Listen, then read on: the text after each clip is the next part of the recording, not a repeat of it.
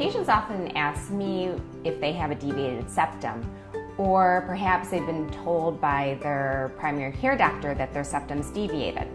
So the nasal septum is the cartilage and bony structure that's in the middle of the nose. It divides the two nostrils into the left and right side, and that itself can be shifted off to one side or the other and may cause a physical obstruction or blockage in the airway. Deviated nasal septums are so common because it does not take much for that septum to be off from one side or the other, and then can cause some percentage of blockage in the nose. Now, the tricky part is to figure out whether or not that deviation or blockage is actually significant and causing problems for the patient.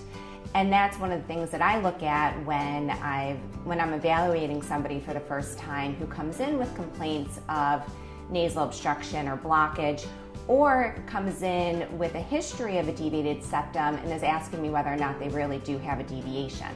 So there's several different options for correcting a deviated nasal septum. Sometimes it can be as simple as going inside the nose and removing small parts of that cartilage that are blocking the airway.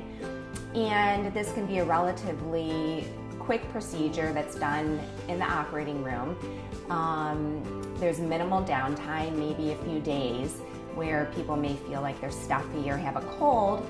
But if it's just the nasal septum that's being fixed, you don't necessarily have a cast on the outside of the nose, and you may not be bruised.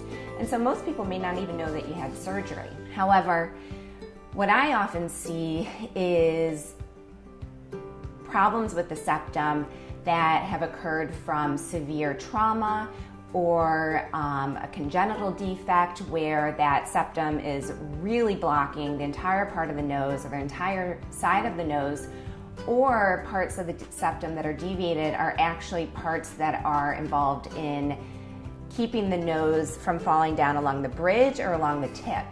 If those areas are involved, then we may need to do something a little bit more complex where we'll open the nose, fix everything that's crooked inside in terms of the septum, and then reconstruct the nose into a stronger and better functioning entity. I like to think of this as kind of demolition for the nose, and so we take it apart, take out everything that's broken, and then rebuild it into a stronger nose.